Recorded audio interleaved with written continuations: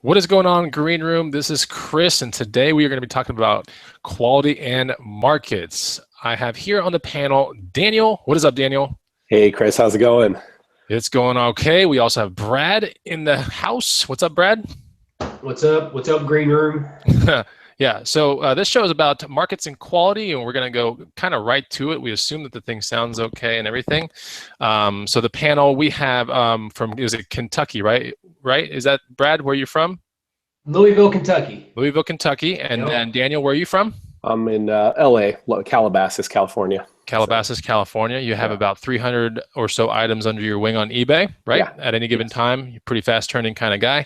And then Brad's got about 100 items, pretty fast turning kind of guy on eBay as well. So let's go into this show about quality and markets. What you're going to get out of this show is a real nice dissection of what quality is, why quality matters, and why quality, if you're a beginner or intermediate, is something absolutely that you need to be cognizant of, and you need to be really aware that a lot of your profits are going to come from quality items. So we're going to dissect that. We're also going to dissect markets: thick, thin, short tail, long tail, mid tail, fun stuff like that. We're going to contrast it with different sorts of strategies. So we're in for quite a show today, and thanks for tuning in.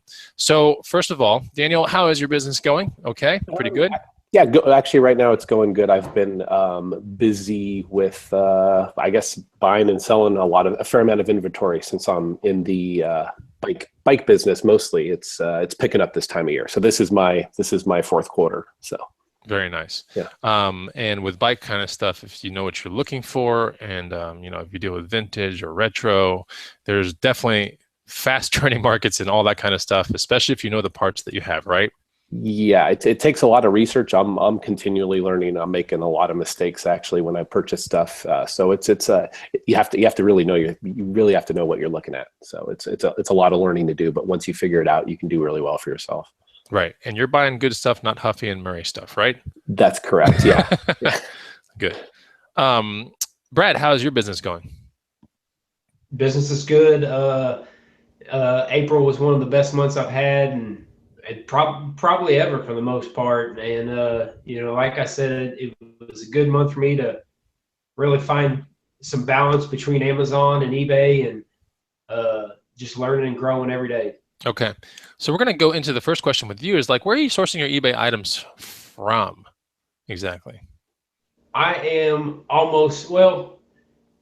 in Louisville. It's the weather is always nuts, so it can be snowing one day and 80 degrees the next day. But so that takes out a lot of yard sales until the next month or so, and it start really picking up and rolling. But so I'm almost all thrifting, pawn shops, peddlers malls, those kind of places. Louisville's stocked with Goodwills. I bet we have 10 to 15 Goodwills, and we have our own Savers. It's actually a sister store of Savers called Unique.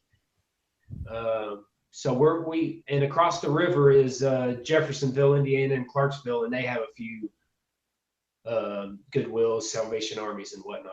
Good. So you're able to maintain 100 or so eBay item store with weather not so permitting sometimes, but you're able to sustain that and make it some sort of decent income with just doing thrift stores right now, right? Yep.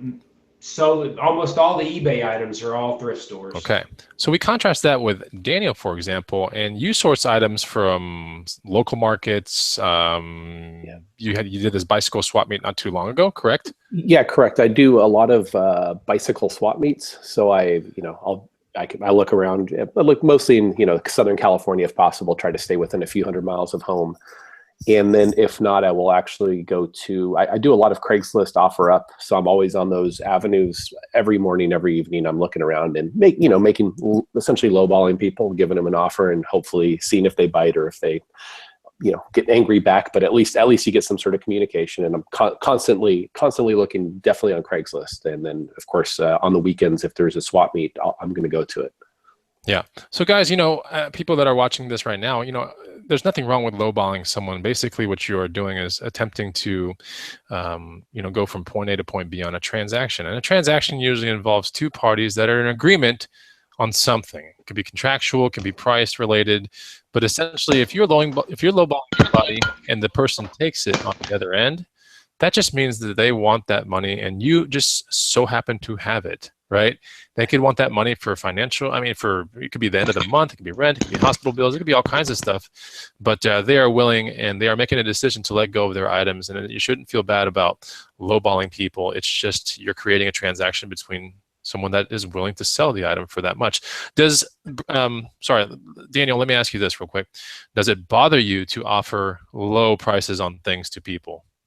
You never feel comfortable making a low offer. I mean, my offers are usually pretty reasonable. I look at a bicycle and I look at every component on it. So I try to be as reasonable as I can, but I also try, to make sure I can maximize my profit. The more inventory I have, the lower my offers go, because I have more inventory that needs to sell or I need to list. So I will, but I guess the more you're searching for inventory and you're low on stuff that you have to list, then you actually start paying higher prices, I've noticed. But yeah, no, from a comfort level, I don't mind doing it. It's, you have to do it. If the person accepts, that means you're helping them get rid of something they maybe didn't need they don't want it, they don't need it, and you're doing them a service, and it's a win-win situation for both parties. So don't think of it as a negative. That's right. And even in the thrift store world, Brad, when you're buying something, and you don't get really a chance to lowball, but you're buying something, I mean, you are fulfilling a need per se on the thrift side too, right? It's going to a good cause.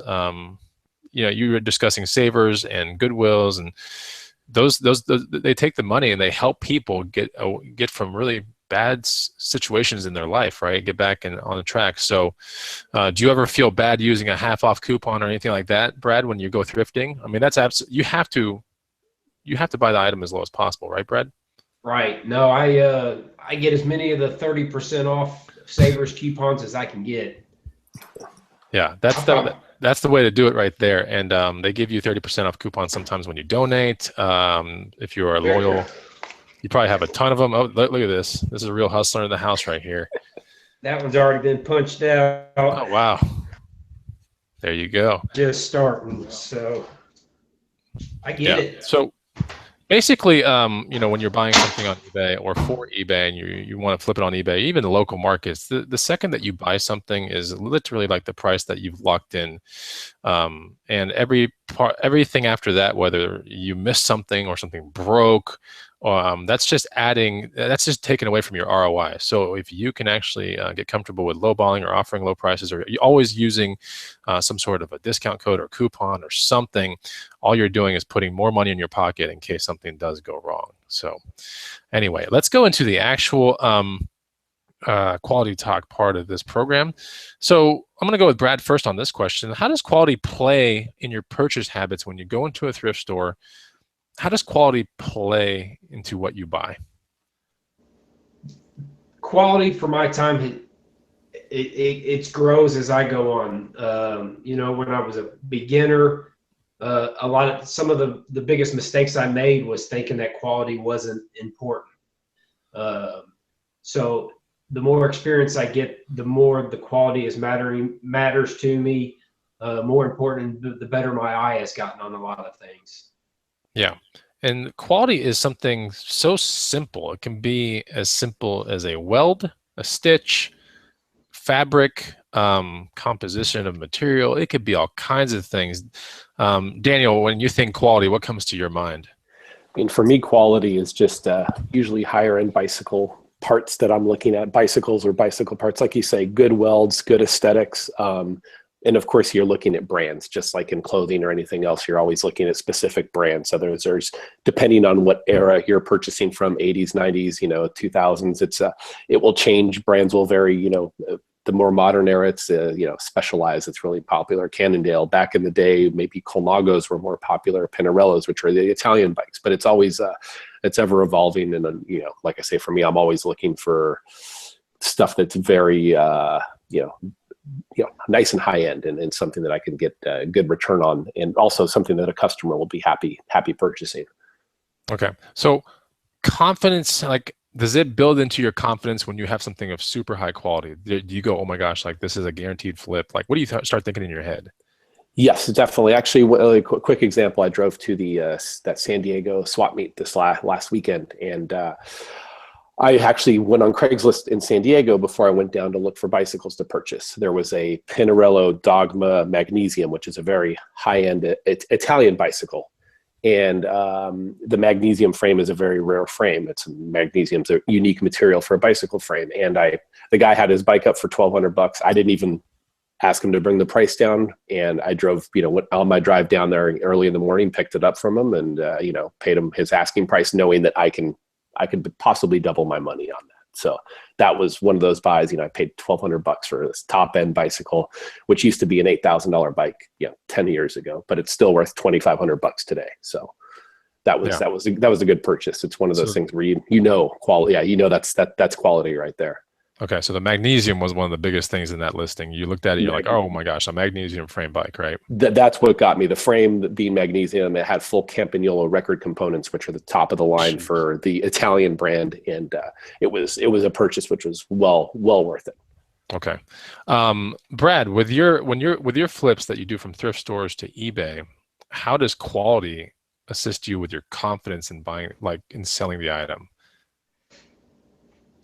I think when I get a hold of this item that's high quality, it's going to be a great seller. It gives me some confidence into where I might go over the budget that day, because I know I've got a for sure seller that's going to bring in some high dollar amount. I know that money's going to come back to me that I can invest it somewhere else. Or if not that, I can maybe gamble a little bit somewhere else because I've got this for sure quality, high find, whatnot. Right. Give me like maybe an example or two of items where quality absolutely is the winning factor, like it trumps everything. Oh, I mean, without a doubt, I would say clothing has to be somewhere up on the top, whether it's clothing or shoes or hats or whatnot. And I'm trying to think of a couple things right now. Maybe collectibles that are going to sit on a shelf. People don't want something that's going to be have a defect or whatnot when they want a collectible. The big payers, they want it in pristine condition. Okay, so quality with clothing, certainly, like you can tell the difference between a pretty poorly made shirt and a really good made shirt. You can tell the difference between a normal Eastpak bag or a Jansport bag versus a CC Filson bag, right? Like there's some gigantic differences right there. One of the things that I wanted to show you guys real quick is something I picked up before it goes to market. Something like this is very quality. I picked it up last weekend for $3, and this is a I don't know if it's World War II, but it's a vintage Swiss Army backpack, right? Here's the back of it, and the front of it's really nice. It's got this really thick canvas kind of stuff, and they don't build stuff like this nowadays. So the market for this is going to be, people are basically going to be like fighting over it. Like it's one of those things where you could, dictate a pretty decent price within the market because, these are not around that much. And the quality nowadays is just so mass produced that you don't get any kind of quality like this when you do a Jansport or Eastpak or Dakine or any of those backpacks. So yes, quality trumps everything in something as simple as a backpack, right? And the stitching is good. I mean, it's survived all these years and it's still intact, and it's at a garage sale for $3. I mean, you think about it. I mean, that's a pretty incredible kind of quality that was put into that product. So Daniel, when it comes to quality in bicycles or anything other than bicycles, can you give an example of where quality completely wins and it's just the absolute thing that matters the most? Oh gosh, that's a good question. I mean, I think on so many items it's so important, but I get in our reselling world from let's just say like you say, you had your bag right there. I know every once in a while I'll find like a Tumi briefcase or a Tumi bag, and the way they're made, how bulletproof they are, it's something that people are willing to purchase because of the quality, how well made it is, how much it'll withstand traveling and getting run through the ringer. So something like that has it's high quality, it's very popular, and it's definitely the quality of the bag, the high endness of it makes a big difference. Right, and Brad, if you were to look at a Tumi market, for example, on eBay, are you going to see a really big market or are you going to see a really small market? What do you think? I would say it's probably somewhere on the small towards the thin side of the market. On the Toomey ones, really? The Toomey on the Toomey side. Okay, so let me rephrase this question. If something is of high quality, and you said Toomey, so like Toomey seems to be in almost every town, right? Like there's Toomey stores at maybe not in all the towns, but all the big towns. I have to go kind of against that because when I look at like anything in Toomey, sometimes I have a hard time figuring out what I even have because the market is so big, right? When I look at like things like, I don't know, I'm trying to figure out a way to really contrast it, but a thin market is something that has in the past 90 days, maybe like 5 things sold, 3 things sold. So if you're looking at completeds on eBay and you see 3 things sold and you got that item in your hand, that's going to be a tough proposition to hold on to that thing for maybe 90 days. You might not even like be able to sell it. But if you look up stuff like Guitar Hero controllers or Wii controllers or Toomey luggage, right? The market has hundreds of things, especially with Guitar Hero controllers, right, Brad? If you take a look at the Guitar Hero controllers on eBay, for example, right? I mean, how many pages of data do you get when you search it? I mean, there's gonna be 50 pages probably. Yeah, I mean, you couldn't even like, it would just take like 30 minutes to get through all the pages. I mean, it's impossible. The market is so big. When you deal with decent luggage, and I would say Toomey's in there somewhere, that market's going to be pretty nicely sized. So when you deal with quality items, right, the Guitar Hero controllers and all that, those are quality items too. I mean, think of how much abuse those things take from kids, and you know they're getting thrown around the room and they're like getting constantly pounded on. I mean, they still work, right? When Brad picks them up at a thrift store, I mean, 1 out of 20 might not be working okay, right? I mean, that's a pretty quality item if you think about it, right, Brad? Right. Do you find yourself fixing a lot of those things? Never. I've never had to fix one. Yeah, so it's a pretty well-engineered product if you think about it, and that's the reason why the market's so good, right? And the funny thing is, those guitar controllers, a lot of the 360 ones are the ones that you hustle. There are systems that are far beyond that now, right? PS4s, there's like all these other systems, Xbox Ones, and they're way more advanced. But these games and these controllers they're almost like a Mario for some of these kids. Like that's what they grew up with. They grew up with these things, and as they go older and they want to revisit it with their friends, you know, they have to go to Amazon to buy that kind of stuff, right? And that's the reason why you can get top dollar on some of your stuff, because you're pairing up a game with a quality controller, and it's pretty easy to sell through some of that stuff, correct?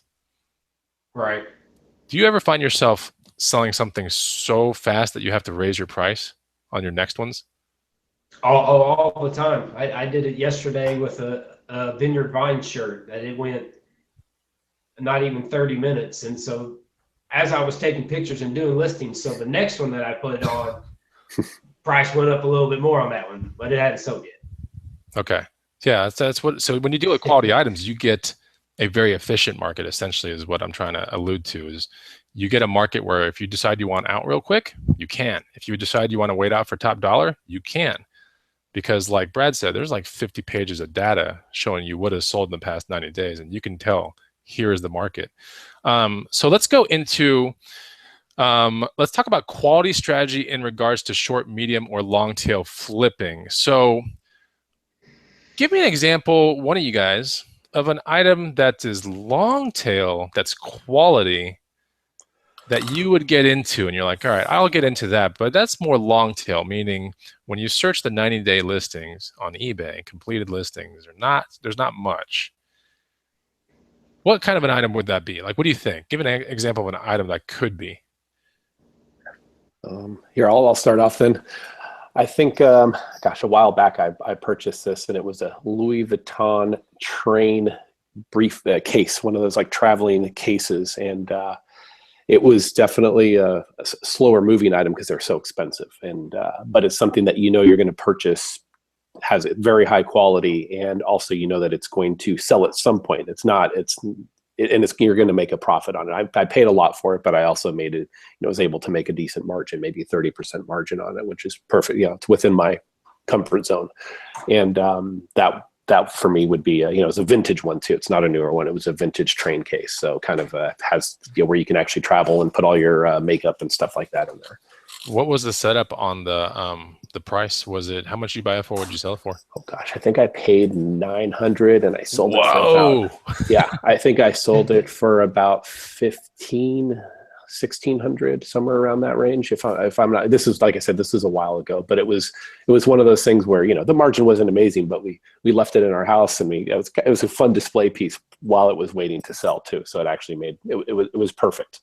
So we can use it in, My wife was bummed that it went. So I wouldn't be bummed. I would be like, that's money right there. So, okay, so let's talk about, do you have an example, maybe Brad, of something that is long tail, meaning very, very little data, but well worth it on quality, and you get into it? But this thing might sit there on eBay. It might. Yeah, the long tails of if I can get something pretty cheap, because it's going to sit there for a while, and I'm also thinking about the size of it, and I've got a 900 square foot house.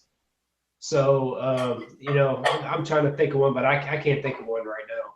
So that's good hustler mentality right there. The fact that you can't think of one means that you got your rules in your head. Like, I got a small house, like I can't be putting stuff that's even so big or so small. I can't be like flooding the house with these long tail items. Yeah, whereas if you have more space, I get one room.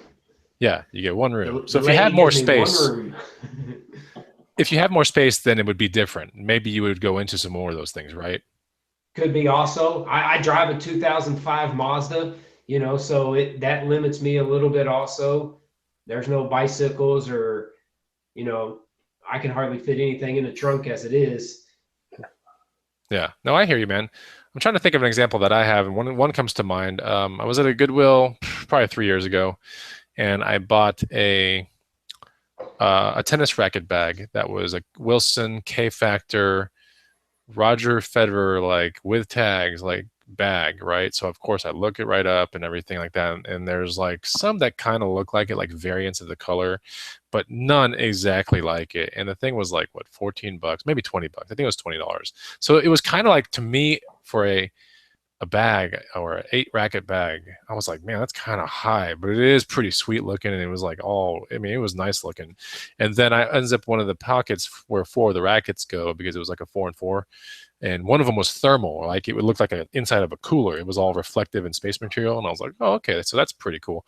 And then the tags were on it. So I'm like, all right. And then comps were selling for about $120, $140. And I was like, all right.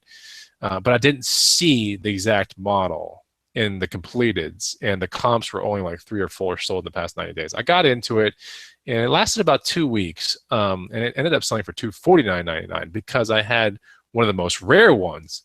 And so that was one of those things where I was willing to hold it for a very long time, because I thought I had a pretty rare one. It was confirmed, like if you'd look back in the past 90 days after I'd sold it, I'm pretty sure I was the highest in the market the entire time. So that's one of those things where you have to make those decisions. I do have a 1,900 square foot house with a garage with a shelving and everything, to where I can sit there and go, I want maybe 10 or 20% of my items to be long tail. Not even really that much. Like, I don't really want that much, but I can make those decisions because, unlike Brad, I have a little bit more space. But as the space gets smaller and smaller, my decisions will absolutely would have changed completely. So, Daniel, I see you smiling. What's going on through your head when I said that? Yeah, well, space is definitely an issue. I mean, same here. Even though I purchased bicycles, I actually have to rent an extra space just to be able to store inventory. So I live in a condo, and it's not very large. So we like to keep it clean on the inside, so everything is stored in separate areas, not in the home. And so definitely you have to be very aware of that. And space is a true premium. So you need to make sure that you keep that, are always aware of that. Yeah. Do you have a garage? Like, did you get another garage in the condo, basically? Yeah, a second. Yeah, exactly. I actually have 2 more. So yeah, I have 2. So these garages open, and there's like amazing stuff inside, right? There's some cool items in there, definitely. Wow. Yeah. Very nice. Yeah.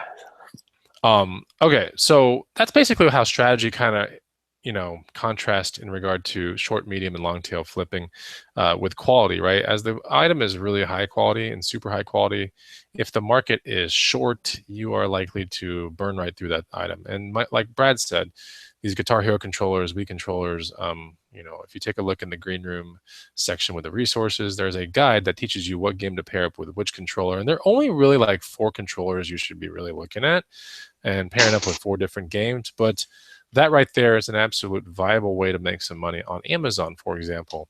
And that happens to be a very high quality item in a very like a short tail market. Like, I mean, you put it up there and like Brad said, if you decide you want out with a controller at like 40 or 50 bucks, you can be out pretty quickly with just a reprice, right? But in regards to medium and long tail, that's where you have to start thinking, okay, my price has to come down considerably, or I have to have space in order to house this quality item that may or may not sell within 90 days. So be thinking about that kind of stuff when you guys are out there. Let's go into markets real quick. This is the last topic of the show.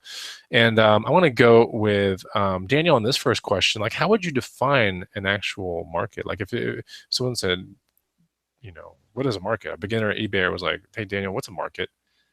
I mean, I guess you could break it down to for me, I sell in maybe outdoor sports. I mean, it seems like eBay has their own general breakdown of what markets are, and then subsections of those, like clothing market. But then there's a subsection becomes shoes and button-up shirts. But for me, like I sell in, I guess, the bicycle market. If somebody were to ask me what I do, I sell mostly bicycle stuff. I'm in the bike market, and I don't know if that's an oversimplification, but I guess it's fairly straightforward. What your knowledge of, for me, I'm knowledgeable in bike stuff, so I sell mostly bike stuff.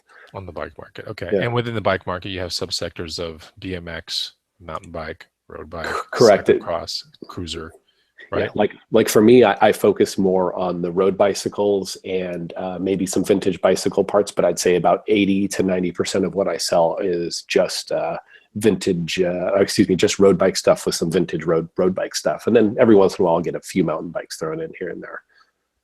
Okay, cool. Brad, what market, now that we know what kind of market means, what market do you mess with the most on eBay? I'm probably 75% clothing on there. Okay, so you like the clothing market a lot. Is it men's or women's? Men's. Men's. Okay, let's whittle it down. Is it men's pants? Is it trousers? Is it shorts? Is it polo shirt? What do you really like? What do you really like to do? I do a lot of shirts. Okay. I'm going through the polo shirts, button fronts, whatnot. I do a little bit of pants, some jeans, cargo shorts I'm into, shoes. It's just that the Goodwills here in town are going nuts on the shoes right now. But, that's in a bad way, right? Not a good way. In a bad way, right? They're okay. If it's anything, they're putting it over $10 or whatever. But and that clothing kind of comes and goes for us. Sometimes it's what else is it that's outside of clothing? Electronics, anything that's restricted on Amazon goes to eBay. Okay. But mostly it's a lot of clothes. Clothes are just always good. You can just always go back to clothes, and you'll always do well with clothing. Yeah, and clothing is something that everyone needs, right? It's a necessity for life. Okay, so when you're dealing with markets, Brad, do you look for a thriving market? Is that the reason why you got into a Vineyard Vines shirt, is because a Vineyard Vines has a really thriving market? Or like when you get into your clothing, is that really like the big thing? You're like, this must have a thriving market. You're not messing with, I don't know, let's get something like Alfani shirts or something that has like maybe 30 sold in the past 90 days. You're looking for something that has hundreds of stuff sold in the past 90 days, right? Right. And honestly, there's probably 10 clothing brands that I kind of stick with, keep my eye out for, and just stick with those. Okay, let's go into give me your five of your 10 right now. You're like, these 5, or I'll give you 5 right now. What do you think they are? Vineyard Vines, Ralph Lauren, Lacoste, Pendleton.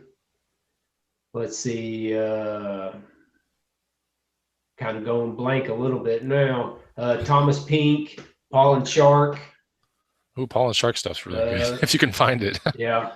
That's good stuff. Yeah. Yeah, I find when But you go, yeah, there's about 10 of them. There's about 10 of them that I can find here in Louisville and do well with. yeah, and that's another thing. Like when you decide to flip on eBay, guys out there that are watching this program, try to figure out what you can get a lot of in your town. And notice how, in Louisville, with the weather being how it is and stuff, and the thrift stores, having decent amounts of clothing, even though that the shoes are getting taxed up pretty good, he's still being able to find some good profits out of clothing. Whereas Daniel, on the other hand, on Southern California, your market, you really like to source a lot from Southern California, Mid California, and that just seems to work for you because you know a lot about bikes, right, Daniel?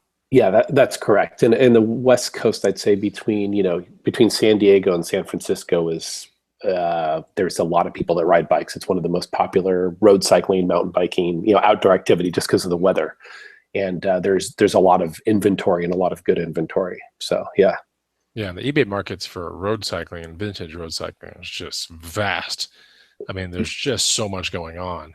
It's really big. It's actually, the more I've delved into it, the more I've learned about it. It's an ever kind of expanding. And there's a lot of people that are into it, and a lot of those small niches. A lot of people are really into that stuff now. That's the Leroica, those events. They're kind of these vintage bike events where people ride a bicycle pre-1985, if I'm not mistaken, and cool. They're riding on gravel roads, and that's become a popular thing now too. So it's just another thing to look out for. Oh, interesting. So that's just like a whole nother thing. A whole like new clunker. segment. Yes. Yes. Okay, so a thriving market is definitely one of those most important things to consider when hustling an item. Of course, thriving market with brand should go hand in hand. If you've got a good brand, you should have a decent thriving market behind it, right? Toomey with suitcases, Vineyard Vines with shirts, Colnago with bikes. Although Colnago, I wouldn't say is a thriving market on eBay.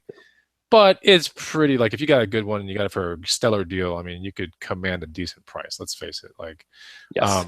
A thriving market with eBay for a road bike would be, I don't know, Specialized. Yeah. Specialized, yeah. Cannondale. Those are the good ones. So now, at what point, Brad, would you engage in a thin market? Okay, a market that doesn't have much sold, but you're dealing with clothing. When do you get into a thin market? You're like, all right, I'm gonna get into this piece of clothing, but it doesn't have much sold. What would that clothing have to be? It's going to be a high brand, and it's also high brand, good condition, and it's probably great condition, hard to find item. Okay, hard to find item. Okay, so the hard to find part of it makes the market small, right? Because if it was an easy to find item, the market would be relatively large. So hard to find item. Okay. What would be kind of hard? Let me run up a couple things past you, and you tell me if this is kind of a hard to find item. Burberry trench coat. For the city of Louisville, hard to find. Hard to find for you. Would it be hard to find on eBay though? Do you think a bunch have sold in the past 90 days? I think a bunch have sold. Okay, I need to get even harder. I need to find something harder than that to see if you would buy it. CC Filson wax canvas, like a lumberjack jacket. That's really hard to find. There's probably not one listed right now. Yeah, that'd be tough. That's a tough one. I actually put one on 3 months ago because I wanted one, and I went to the CC Filson store here in Austin. I put it on, and I was like, oh my god. They say it's gonna break in, and I'm like, how does this thing even break in? Because it's like, you walk around like this, because it's like, it feels like it was quadruple starched. Like, anyway, it is an awful feeling jacket, but I guess if it breaks in, it's like armor.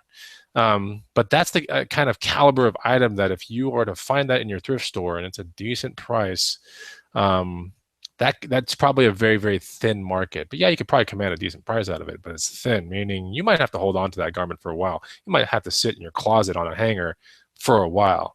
And that goes to some of the things that Daniel does, right? At what point do you engage in a very thin market? That magnesium bike, was that a big market when you sold it? No, it's not. It's not going to. I actually haven't sold it yet, but it's going to be it's not going to be a big market. It's definitely a little bit more of a specialty market, but there is the right buyer for it. So I do know that, and I do know that when I looked at it, I know I can recoup most of everything that I put into it just with the components and everything. I'm going to take it apart actually and just sell the frame alone and sell the components and sell the wheels. So that's the way I like to do things. And you maximize my profits. It takes more time. And then just like that, I think you saw the Land Shark I posted a few months back with that bubblegum paint job. It had a nice. And that one there, I knew that was it's going to take a long time. It's a long tail frame, but the components on it, I pretty much made all my money back. Now the frame is sitting on eBay, and people love seeing that thing, and it brings people to my store. So I don't mind it sitting there for a while, and it's has 55 watchers or something. So it keeps things. Wow. How do you have 55 watchers and no one bought it yet? Man, that's crazy. I'm not sure, but it's like I say, it's fine. It's I'm okay with that. I'm okay with it sitting there. I'll keep moving other inventory, and it's one of those items when I sell, it'll be a decent chunk of money. So. Yeah, Brad, have you ever had something so short? I mean, so long tail in a thin market that it had 55 watchers? Let me ask you, have you ever had anything? Nope, haven't had anything to get up that much. I'm trying to think of what I had to have the most watchers on it. It'll come to me, but no, I haven't had anything ever. 55 is a lot. Have that many watchers on 55 is a crazy amount, Brad. We can be in agreement on that, right? That's a lot of watchers. I might not have even touched 20. Yeah, I think I get excited when I see anything over 10, when it's something. So when I heard he said 55, that's pretty nuts. That must mean you have something very rare in an extremely thin market. Okay, so let's now contrast eBay and Amazon FBA in relation to the long tail markets. Why is it a little bit more beneficial? Do you think it's more beneficial to mess with a long tail market, Daniel, if you're with eBay versus Amazon FBA, or vice versa? I think long tail market only we're talking about here. Of course, I think especially now, I'd say Amazon, I would definitely avoid long tail market. It seems like they're really focusing on having sellers sell through their items as quickly as possible. They're looking for high turnover. I mean, as an FBA seller, if you were doing merchant fulfilled, I think that's easier to do. I think eBay is definitely maybe a better platform though for the long tail market. If you're looking eBay versus Amazon, eBay would be the marketplace to do. So Amazon is, I think you're looking at the quick turnover. You're putting stuff in, you're selling it fast, and that's you don't want to have long tail items sitting there. So right, Brad, how do you feel about that? Because you've started FBA back in November or August. When did you start it? August. Okay, how do you feel about a long tail item on FBA right now? Like, how do you feel about what do you start thinking when you send in something that has like 3 million rank, 2 million rank? Would you even do it? I'm thinking it's out of my house. Okay, so that's what's going on in your head. In my house. Okay, so you're thinking it's not in your house, but it's up there long tail. It might get some. It's going to get some fees. But again, I'm probably getting more higher dollar on FBA than what I would get on eBay possibly, and it could make up for those fees. But it's out of my house, and that's the best part about it. What if it's something really large? Do you start thinking, okay, like now long tail, like cubic, feet, and how they calculate how much this item is, like a receiver, for example. You send it in through FBA, it's a long tail receiver, something super highly specialized, like a Pioneer Elite, way back in the day receiver. It goes to FBA, robot puts it up into one shelf, and it sits there for 2 years. It's getting hit with long-term storage fees that are a lot more than, let's say, like a CD, because it's like right? It's a big item. Right. What goes through your head? At that point, does the size of the item dictate whether you go long tail with FBA or no? It would for sure. It would be probably something that I might walk away from, or I try to find another platform, stick it in my booth or something like that. Okay, yeah, because like Daniel was saying, FBA has all kinds of they're just getting restrictions, and and it doesn't seem like a very long tail friendly platform, but there are advantages to FBA, and that is what Brad is saying. If you deal with a 900 square foot house, having a avenue such as FBA with maybe 2, 3, 4 long-term storage fees hitting your item, because it's a long tail item, it still doesn't have to be at your house, right? It allows him to have that space freed up to where he can still hustle and have his mind clear and still make money. And maybe this item sells 1 or 2 years later down the road, which I have had that happen with me before, but it's just never been anything really large.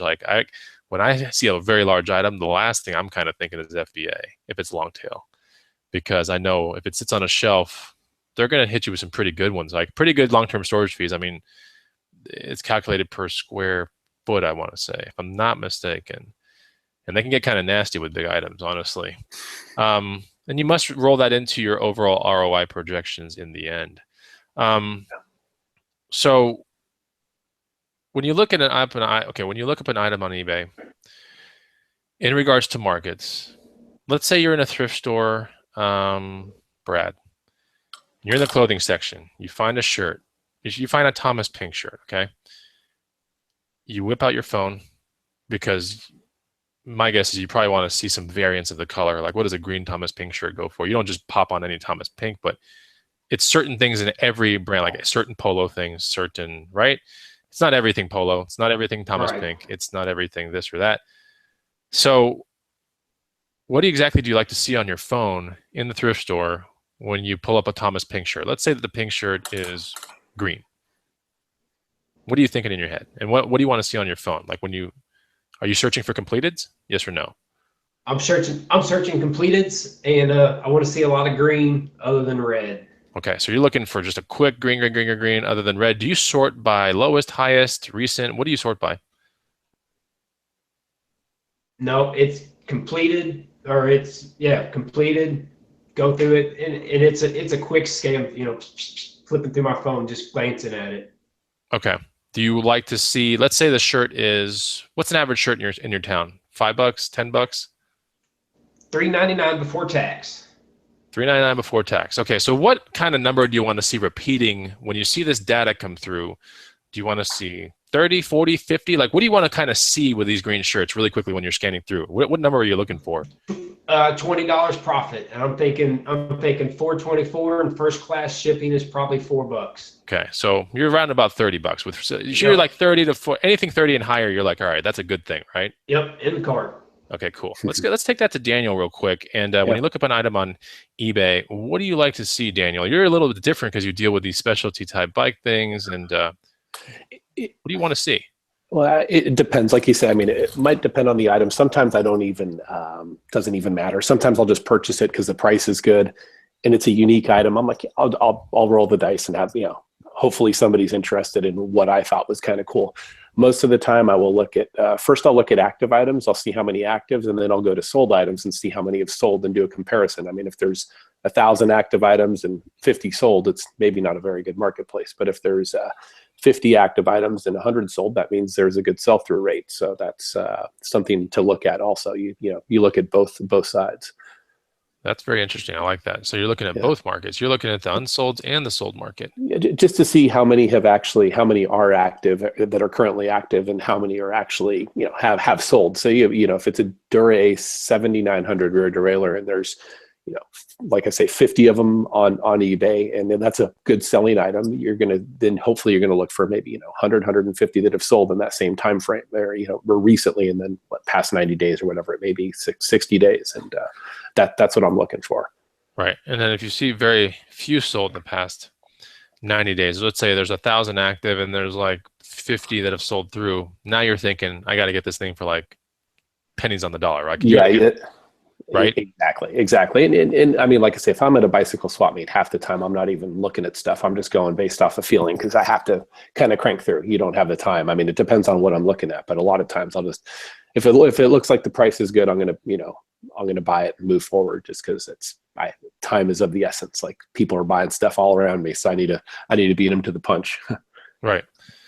Okay, so that's what you like to see when you look up an item on eBay. That's a very interesting way to look at markets. So you're looking not only at the solds, but you're looking at the actives. I like that.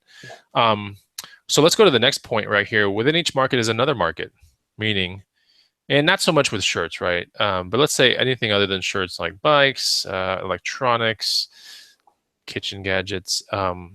There's another market within the market, right? And this is what I'm talking about. There's a broken market, right, for parts, or not working. There's an incomplete market, right, where it's just used but it's missing things. There's a complete market where it's like, oh, it's complete, has everything. There's also a mint market, which is like, it's not new, but it's like used one time. Like, there are all these little sub markets within the actual market itself. Brad, have you ever found yourself, like, when you're dealing with an electronic, or let's say even an NES top loading 8-bit system, right? The original NES, you go to eBay to try to flip it. I mean, you're going to find all sorts of calibers of NESs, right? Right.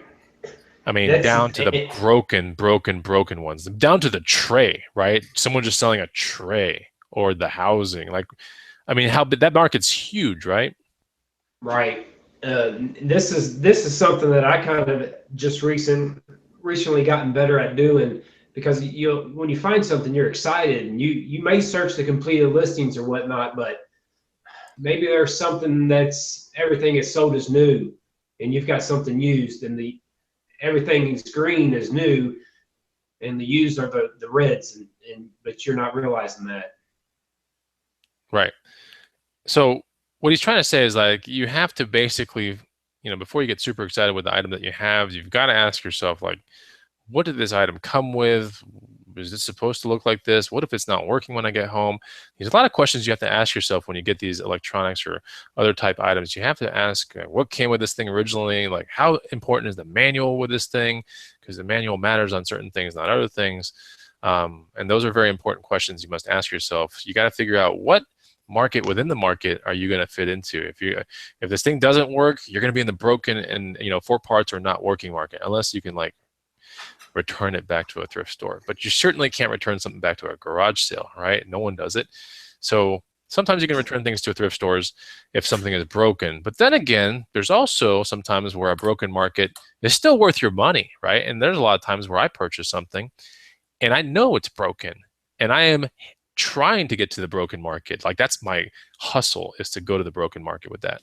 And that could be something as simple as an NES. It could be something as simple as a tripod. It could be something as simple as, I'm trying to think, a GoPro camera. Perfect broken market right there, by the way. GoPro Hero cameras, broken ones that are just not working, still $40-50. Like, I mean, it's just a broken unit and people fix them and stuff. Broken markets for iPhones, iPods, you know what I'm talking about? These are markets that are working right now. Daniel, what do you feel? How do you feel about a broken or like 4 parts not working market?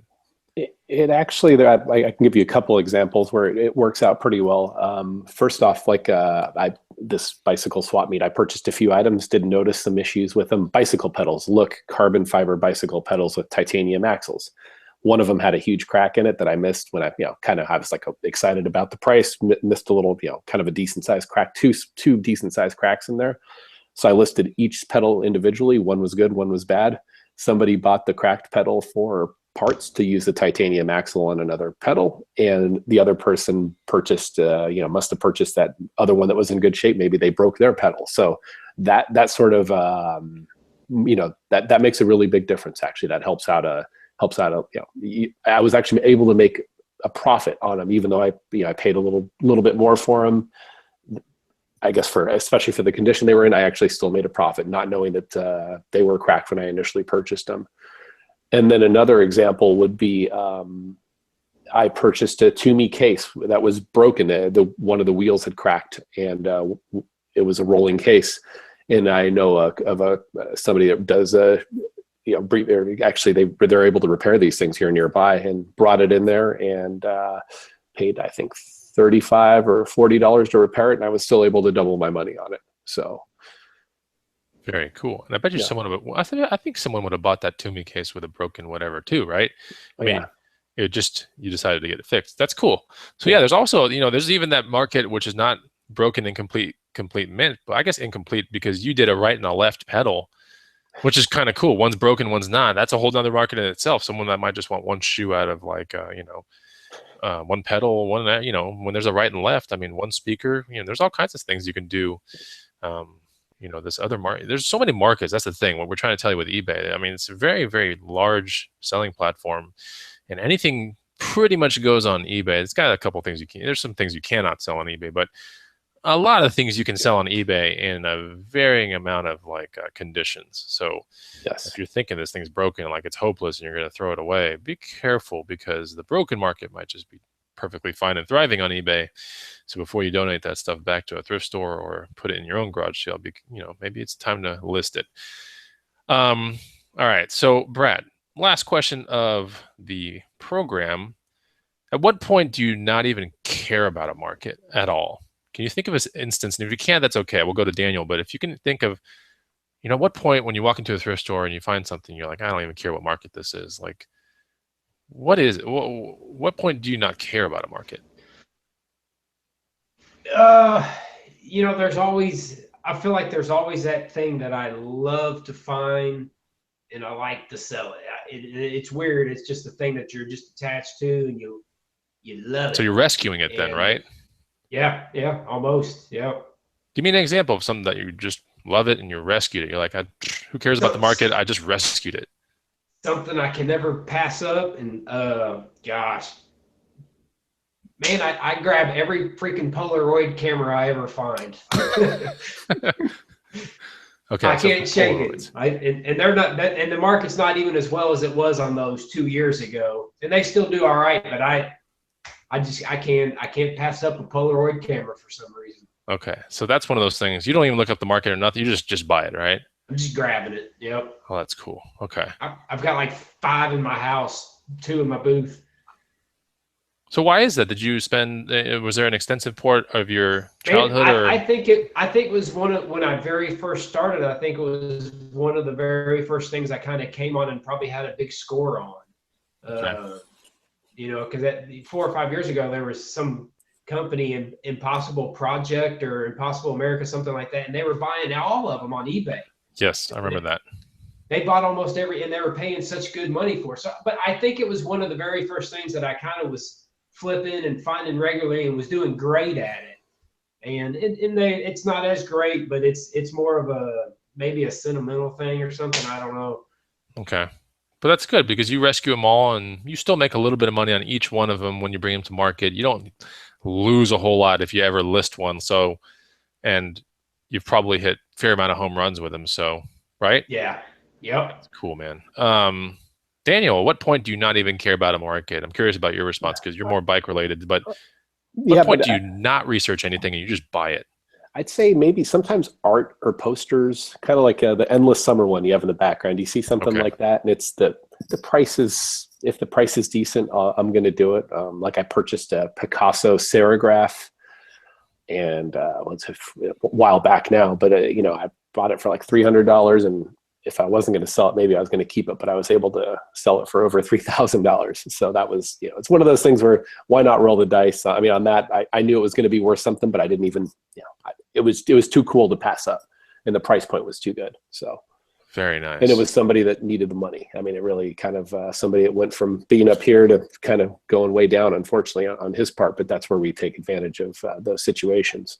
Right. Well, that's pretty interesting. Where'd you find that, by the way? Local market, or did you go? Yeah, it was actually OfferUp. So this person was selling. He used to own a store, a memorabilia store, and had all kinds of random items. I bought some Star Trek stuff from him. Just very unique stuff that was specific to our area. Being in the Los Angeles area, you have a lot of movie type stuff also. So it was a fun purchase. Okay, very neat. Yeah. All right. So that pretty much wraps up our show about quality in markets. I do want to thank the 2 guests that were here on the panel, Brad Kessler and Daniel. Is your last name Ramsey? Yeah, right? Correct. Yeah. So I want to thank my 2 guests that were here. They've been on previous shows, eBay shows with me here in the green room. But the next eBay show, we're going to talk about 2 amazing other subjects. We'll get 2 other people on the panel. And I do thank you guys for being here. Thank you so much. Yeah, appreciate it, Chris. Thank you. Of course. And till next time, thank you for joining the Green Room University. And we'll see you on the next video. Take it easy.